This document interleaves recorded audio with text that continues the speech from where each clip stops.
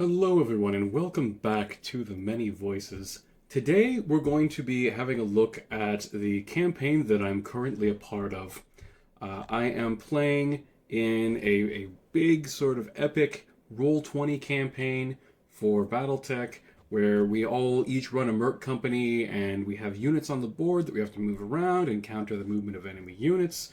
We'll get into all of that, but first I just wanted to go over sort of the history of what's already happened and sort of briefly do an overview of how the campaign works and what I started out with and what I've gained over time and what I've lost. I won't go super detailed, but you can see in the background that we've got a battle that we're going to be doing, so that'll probably be in the next video. So if you just want the battle, you can go there, but this is going to just go over sort of how the campaign works and where I'm pulling all of these units from and stuff like that.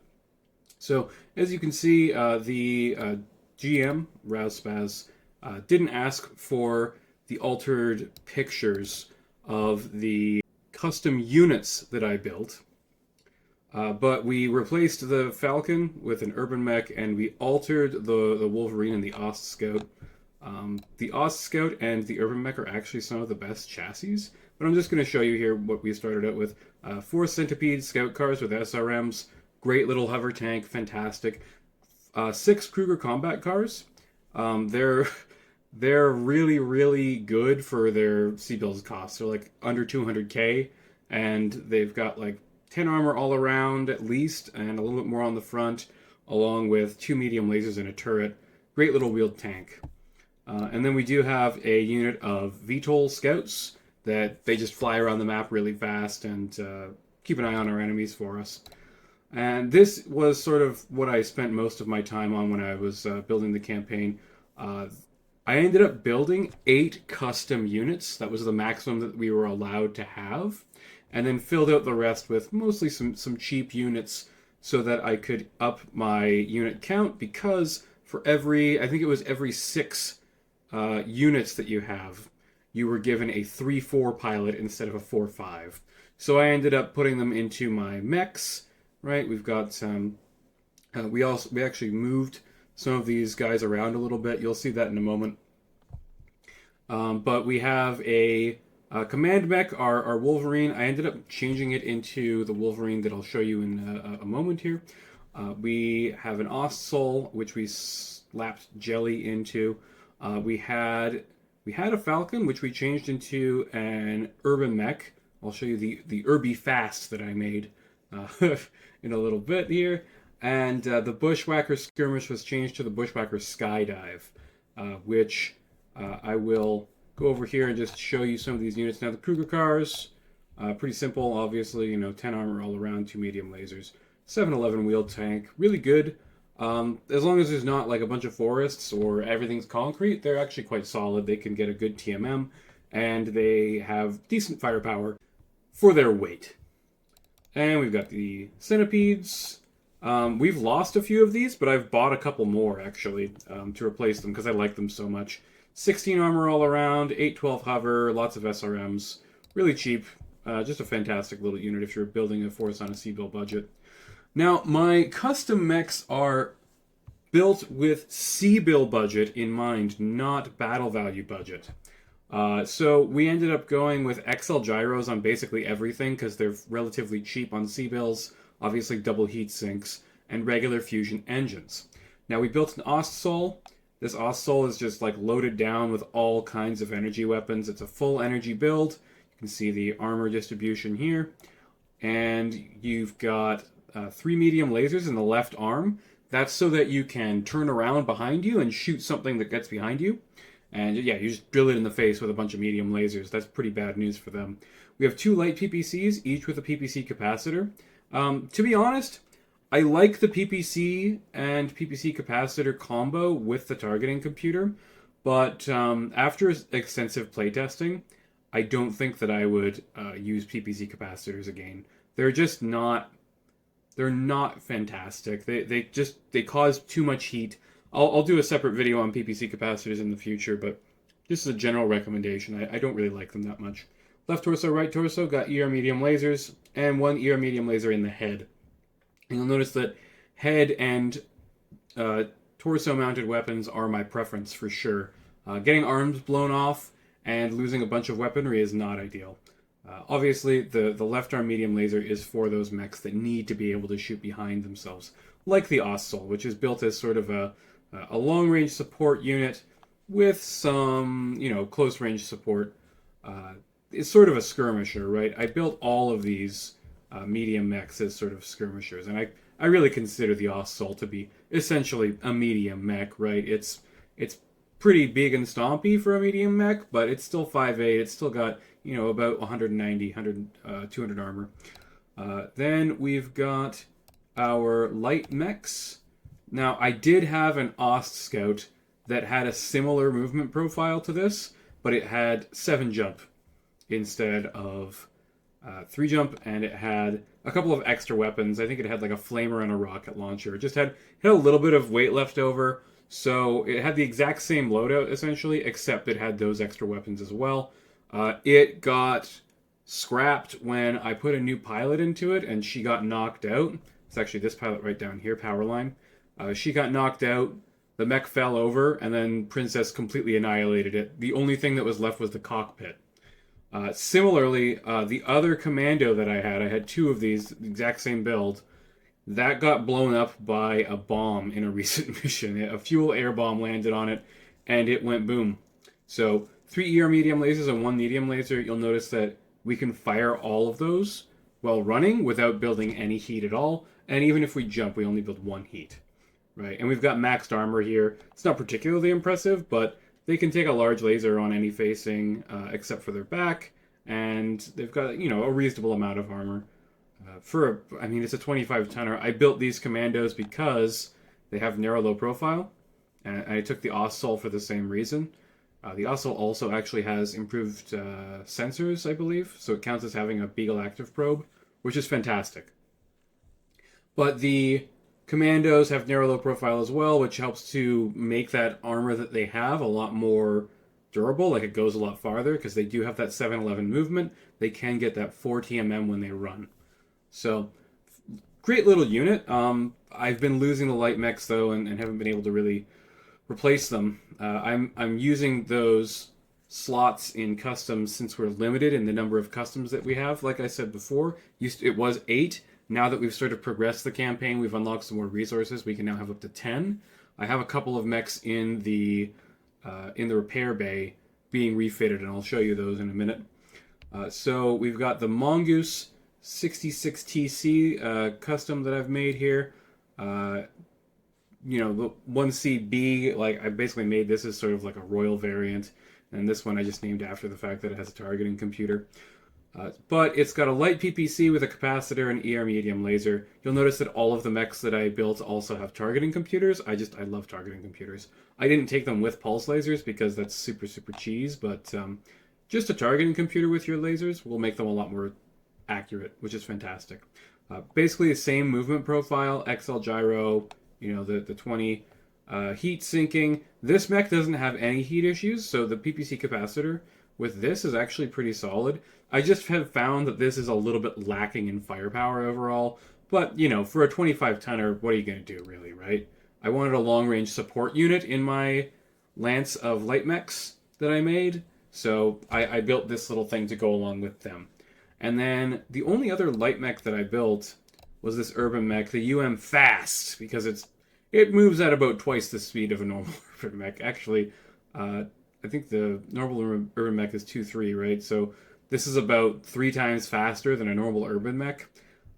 20 heat sinking capacity. This ended up being like not even close to sufficient because I didn't really exactly understand how the PPC capacitors worked when I built it. But 2 light PPCs with PPC capacitors, 2 ER medium lasers. It's just a little turret really. I just wanted something with some good long range firepower to put in with my medium lance, and it ended up being the Irby. So you can see that this one does not have maxed out army. I actually stripped it off of the legs, and what I do is I just have this thing park itself behind a hill somewhere, and we hope that the narrow low profile keeps it relatively safe. Usually not, but sometimes it's not too bad. And it hasn't died yet, so obviously I'm doing something right. I think it's lost an arm in one fight, but that's about all the damage it's taken. Now, extended torso twist, also really, really helpful. If something gets off to its side, it only has torso mounted weapons, but it can still fire those. Now, I'm just going to get right into my pride and joy here. The Bushwhacker Skydive. I really love this mech. If I had known about them at the time, I would have replaced these two rocket launchers with an M-Pod. M-Pods are just a really, really good, really close range weapon. But the rocket launcher 10s do have pretty decent range. So this is sort of like my mid-range shots as I'm coming in. Now, partial wing basically increases your jump distance depending on the weight. For light and mediums, it gives 2 extra jump distance. It also gives 3 heat sinking capacity. So we've got our 12 heat sinks, which should be 24, but the double wing or the partial wing gives us 27. And as I covered in another video, when you're doing standard armor, you actually want to just take 184. The extra half ton just really isn't worth it for 1 point of armor, in my opinion. Anyways, 2 rocket launcher 10s, light PPC with a PPC capacitor so that it can, if it gets really badly damaged, which doesn't really happen, it can retreat and still fire with that. Also, just a good weapon on the way in. You charge it up the first turn, and then you fire it off, and then for the rest of the game, basically, I'm just firing off all of the medium lasers, and I'll throw in the PPC occasionally if it's like a medium range shot, and I'm not getting too hot that turn. Targeting computer on everything, obviously, except for the rocket launchers. Excellent accuracy boost. And then the pilot that I have for it is Flash. She's a 3-4, and she has Hopping Jack, which basically reduces the penalty for jumping from 3 to 2. So that's fantastic. A lot of my pilots, actually, are getting to the point where they can buy SPAs. Honcho, which is my leader, my 2-3. Initially, when we started the campaign, we were given 1-2-3 pilot to be our commander. He has 20 XP now. So if you have any suggestions on what I should give him, I'm thinking maybe I'm going to save up for Sniper and just keep that investment of a 2-3 pilot safe in the back somewhere and just put him in, I don't know, Big Marauder or something. Whatever I can salvage that has good long-range weapons. But in the comments down below, tell me what SPAs I should be going for. Special pilot abilities, if you're not aware what they're called. You can find them in the Mech HQ pretty easily. I'll be doing a video on that in the future as well. So, similar here, we've got 3 medium lasers in the right arm. So this is, again, to fire at stuff behind us. I didn't highlight it, but the Bushwhacker also, I think, has 2 medium lasers in the right arm. We have 2 MML3s, which is a really great little flexible weapon. And we have a light PPC with a capacitor and 2 ER medium lasers, both in the head.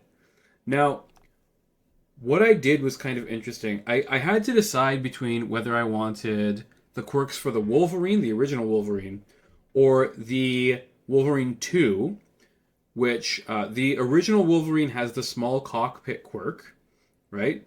But it also has extended torso twist. So that's, not... It's a good trade-off, I would say. But what I was able to do by taking the Wolverine 2 instead of the original Wolverine is I was able to just give it the small cockpit, which reduces the weight by 1 ton and frees up 1 slot in your head. So that gave me room for an extra ER medium laser in the head, which is really well protected, right? Your CT can take damage, your torsos can take damage. If your head takes damage, the mech is dead anyways. So I'm a really big fan of putting weapons in the head. We've got 1 ton of LRM, 1 ton of smoke. You can see we're a little light on the LRM ammo.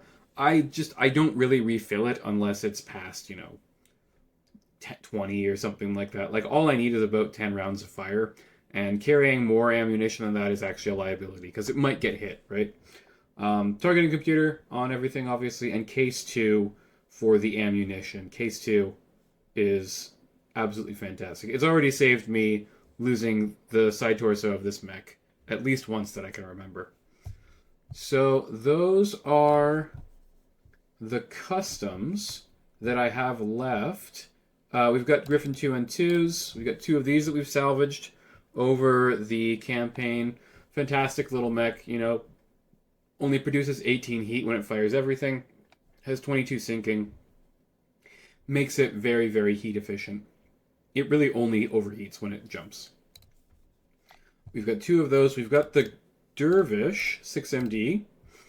This is one mech that I'm looking at getting refitted. I recently just picked up this pilot. I'll go over how we hire pilots in a moment. It's on the Discord server. But he has gunnery specialization for missiles. So he's extremely accurate with missiles. So I put him in the Dervish, and, you know, the Dervish is super, super squishy. I named it Eggshells.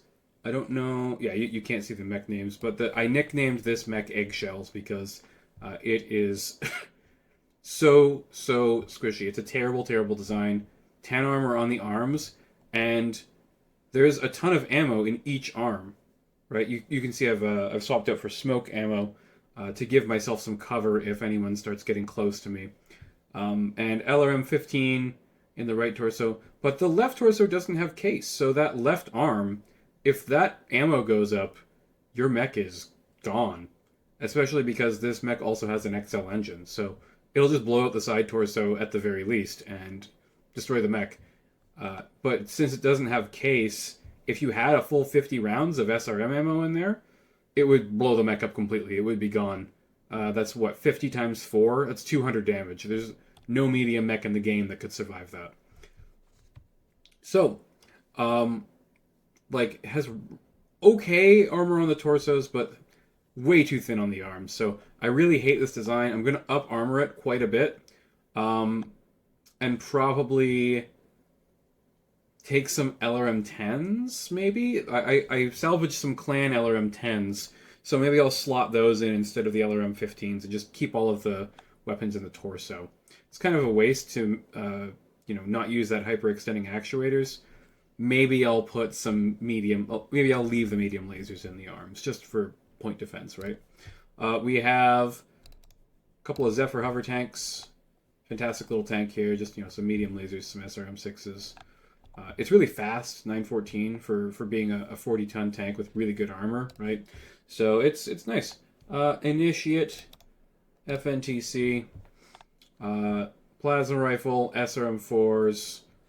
It's an alright little mech. This is a custom that was built by the GM that I salvaged, and it's pretty okay. I like it. Now, we recently picked up the Wolfhound 3S, 6.9 light engine, 24 double heat sinks, maxed armor. It's a Wolfhound. It should have maxed armor, right? And then it's got like a pretty good little armament for long to mid-range fighting. I like this thing. It's pretty cool. We got a T-Sang. I don't know if I'm saying that right. This will be coming to the field. You can see that it got pretty badly beat up in the last match. We took some serious damage in the last fight on this. So it's basically going to sit in the back and protect my long-range fighters if anything closes with them. And we've got a 6-3 pilot in there. His name is Shades, and he's got Hot Dog, which isn't the greatest special pilot ability, but 3 piloting is pretty good, and we can get that gunnery down pretty easily. So we're using him for now. I don't know if I'm going to keep him around, but 3 piloting is pretty nice on a melee mech. Got one more Centipede down here that we bought recently. The Vedette medium tank Doris Delight is technically a custom tank, but the GM allowed me to take it as not a custom since it's a book unit. Just Gauss and an ER medium laser. It's a little low on ammo right now. It only has 8 rounds of fire, but I anticipate that it's going to take a few shots and then we'll just have to retreat it. I like this thing though. 6.9 track tank, quite fast, great armor, good weapon, right? Good main armament. The Gauss rifle, great little tank for sure.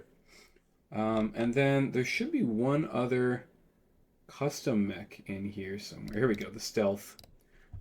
This is another custom from the GM. It has Mask, 7.11.7, movement profile, maxed stealth armor on a 45-ton chassis. The only downside is that it's really undergunned. It only has 2 medium lasers and a small laser. If I was to build this, I would actually take out probably a couple of heat sinks, because with the stealth armor it produces 10. With these it produces 6, 8, so 18, plus the jump would be 27. So if I'm jumping, I just turn off one of the medium lasers kind of thing, right? And I only gain a little bit of heat. So I would prefer to actually have a little bit less into sinking and like one extra medium laser for if I'm running instead of jumping. Which really you should probably be doing with this thing. It is very fast, right? But it's a decent little unit. I mean, it's not the world's best medium mech, but we'll take what we can get, right? I'm thinking of actually selling it in the near future because it does have an XL engine, so it's worth a good chunk of C-bills. So we could get some money for it instead. Yeah, I mean, I salvaged a Locust as my very first mech ever. It wasn't particularly the best decision. I took the machine guns out. I'm considering refitting this to strap some more armor to it and maybe take another medium laser, but I mean, there's really not that much that we can do with the mech. We've got 1.5 tons to work with, basically, when we strip out the machine guns.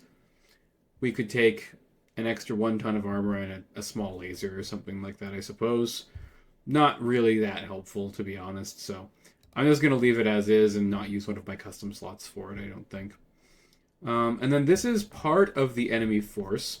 I'm just going to show you quickly how I can add more units.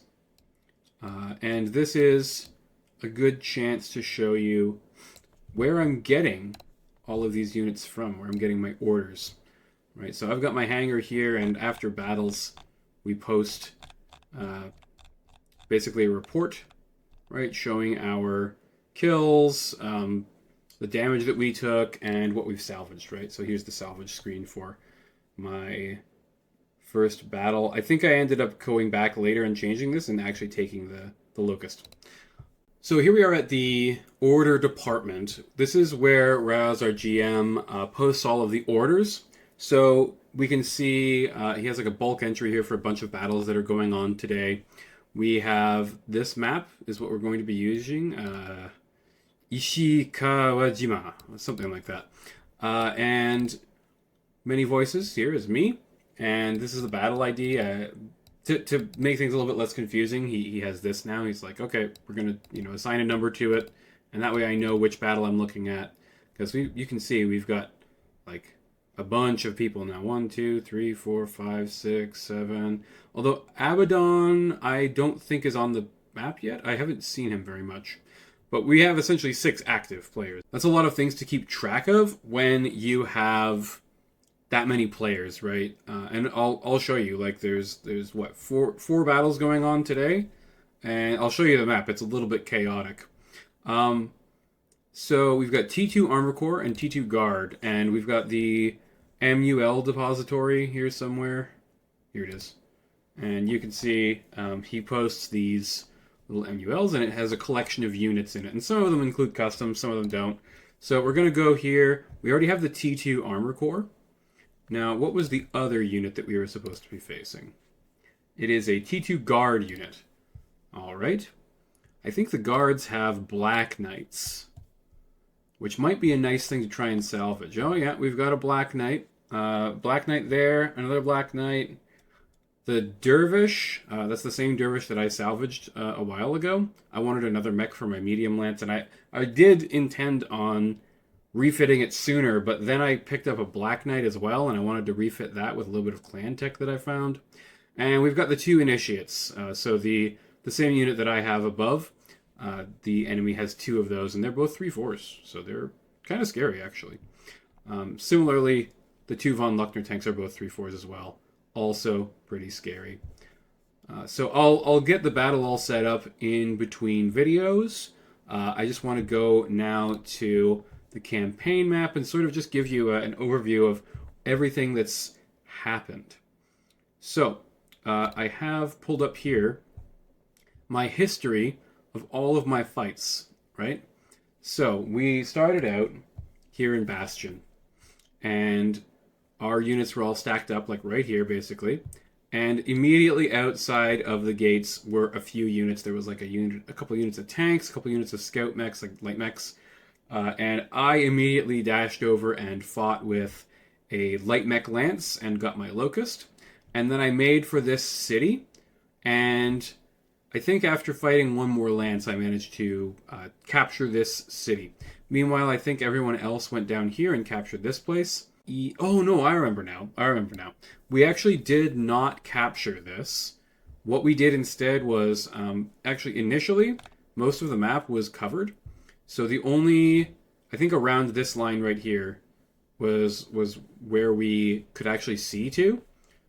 And I'll show you off to the southwest. There's another area down there that also wasn't revealed.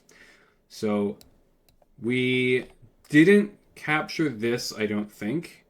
And we didn't capture this. What we did instead was my VTOLs flew over here and discovered an enemy command lance. And essentially, Rouse gave us the option, if you take that guy out, then the first phase ends and you unlock more of the map, right? So that was what we ended up doing, and it was a pretty tough fight. But Stake the Dog, one of our commanders, had some bombers, and the enemy had like an Atlas, which he dropped some fuel air bombs on, and it just exploded. it went away pretty quickly. Anyways, after phase 1 was complete, we automatically had these two captured down here. And as you can see, this wasn't actually opened up yet. But right now, we have an enemy push coming in on the Bastion army base here at the south. Now, one of the events that's going on currently is that the enemy is building up a force here. So if we can hold this fight off, we should have some reinforcements down here pretty quickly. And you can see they're also trying to push in here, but Diadem has sent out some tanks to help deal with this. And right here, we have probably the MVP of the entire campaign. The LAM Lance. Weasel Monkey is another one of the commanders that we have, and his lambs have just been flying all over the map and swatting lances. It is insane how well he has done with these things. A lot of people consider lambs to be kind of like jokes. I can assure you that they are definitely not. He has used them to excellent effect. Phase 2 was we had to make our way out here and capture this base. We had to capture the artillery base. And any battles that we fought on the way in, which were pretty significant, they sent out a lot of forces. Any battles that we fought on the way in were supported by artillery, which was pretty difficult to deal with because the artillery tanks just really hurt a lot. So eventually we captured it. Now in this sort of square, right, or hex, I suppose, in this line, this darker yellow line, or brown, not sure exactly what it is. But inside of that we have artillery support. But once we captured this, which was, again, a pretty tough fight, I think we captured this city first, and then we came down here with our whole force and just knocked out this base pretty easily. It was a big fight, and we did take some losses, but not too much. No, I remember now. Sorry, that was not correct.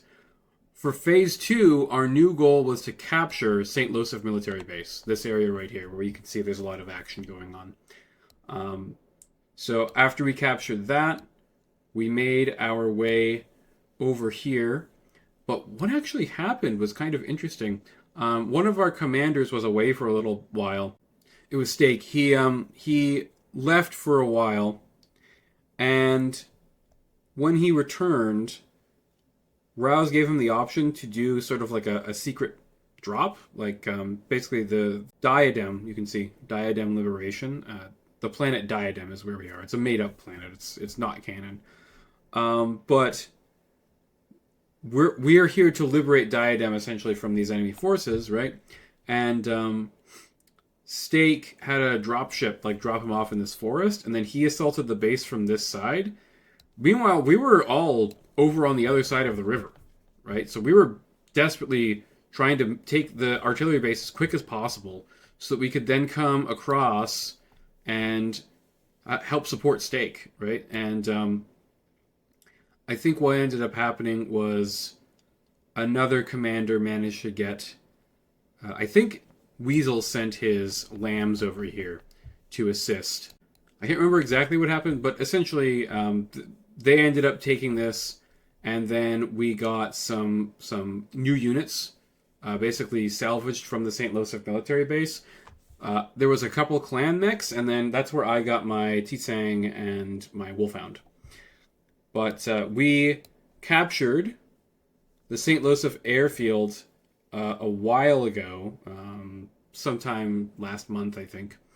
And we managed to bring our forces over there just in the last couple of days, actually. We brought all of our forces over, and now there is a lance of units sort of coming in from the north here. I think they came from this city, and they came down here and they attacked the base to try and take it back. And we fended off an attack from the east already once. And as you can see, my helicopters have come over here, and it looks as though they're actually sending a couple of hovercraft to try and intercept them. So what I'm actually going to do, since I'll show you here, orders are open for the 3rd. It is the 2nd today that I'm doing the battle, and I'm just going to run this away because I do not want to get hurt. So I'll go over movement, right? So your movement on the board is equal to your unit's base movement. So for these, they're ferrets. I think they're 13 base. Then any unit that is either entirely made up of light units, so anything 35 tons or under, gets +1 movement.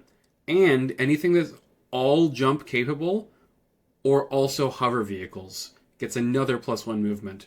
So my medium lance is all 585 mechs. Well, the urban mech is 583, but they're all 5'8", and they all have jump jets, which means that their movement on the board here is 6 hexes, right? So let's say they were here. I could go 1, 2, 3, 4, 5, because hills do still cost movement in this. 6, right? They would make it to there in one day of walking. So as you can see, we have walked quite a distance, right? We've made, over the course of like a couple of months of in-game time, we've made our way all the way from over here to the artillery base, and then all the way over here. Now, there are some other elements over here. Our current objectives are to take the 2 ports at sort of opposite ends of the map. So we have this uncaptured city up here. We have Port Sapphire down here. This is one of our goals.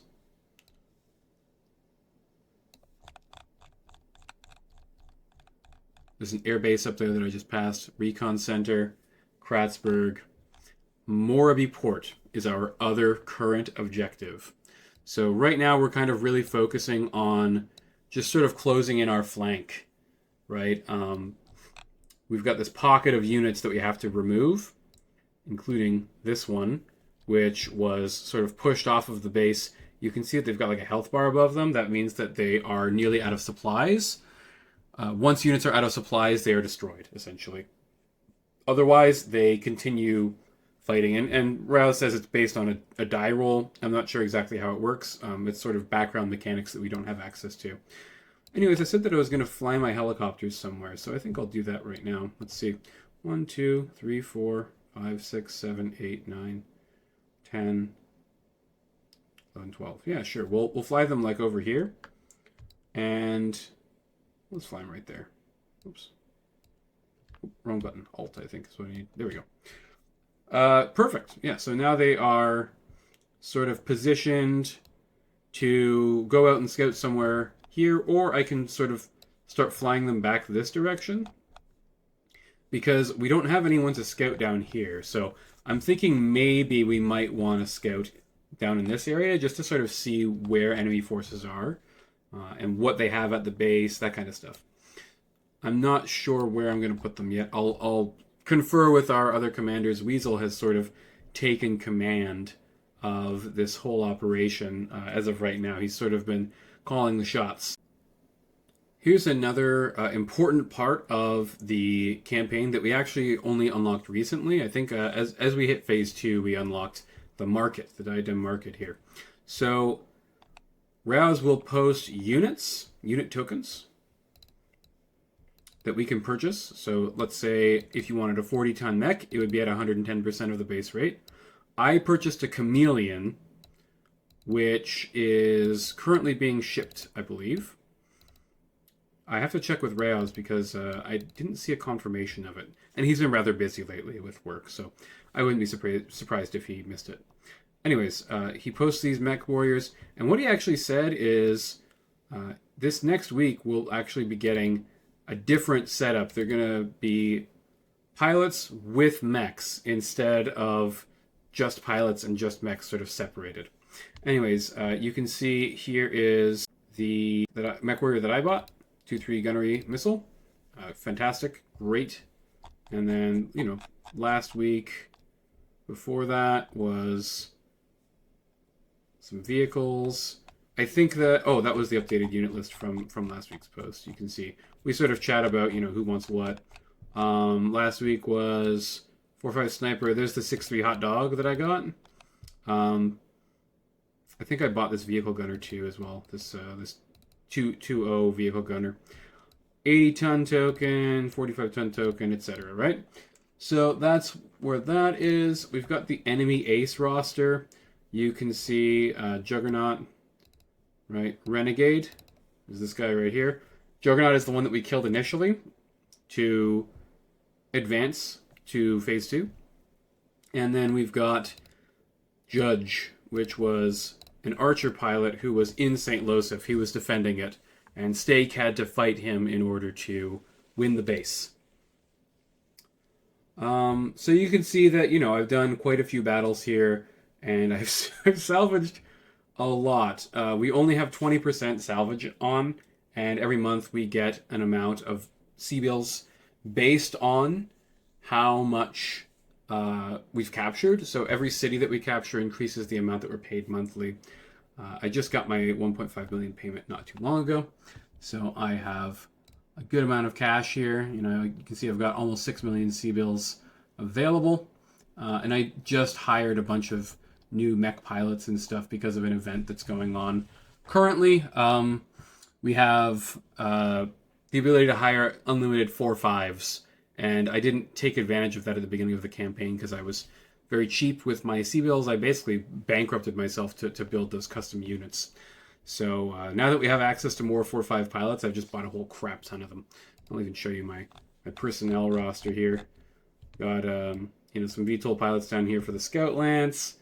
Lots of vehicle drivers and gunners and stuff. Mech warriors. I've got like 5 extra mech warriors now, or 6 even. Oh yeah, this was a mech warrior I hired earlier. Oblique attacker is like 40 XP, so I'm trying to get her some XP here and there where I can, but you know, a 5.6 is just such a liability to have on the field, man. It really is a problem for sure. And you can see this is actually one of my original mech pilots. She's been around for a long, long time. She got killed recently, but the way that pilots dying work in this campaign is a little bit different than normal. It doesn't just outright kill them. You then roll on a chart that Rails has, and it will give you sort of a chance to come back to life. If you get really lucky, you can actually get an extra edge from a near-death experience. But that's like really, really difficult to do. Anyways, she's you know, just a 4.5 with some XP. But she's been around since the beginning, so I'm keeping her. She is injured right now, though, so I don't want her to like get hit in the head a couple times and die. That would be very bad. So we're leaving her out of the fight for now. I haven't really showed this before on this channel, but this is what your sort of lance layout looks like in Mech HQ.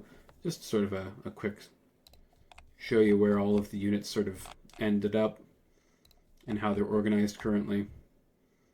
See, I've got a Lance of Krugers, got got this sort of ground-based lance here with a Kruger and like a couple of mechs, and we've got St. Louis' Shield, which was these were like all of the units that I got from the sort of vehicle depot that was here, so that's why I named them that. So yeah, that's just, quick little overview of the layout of all my lances for you.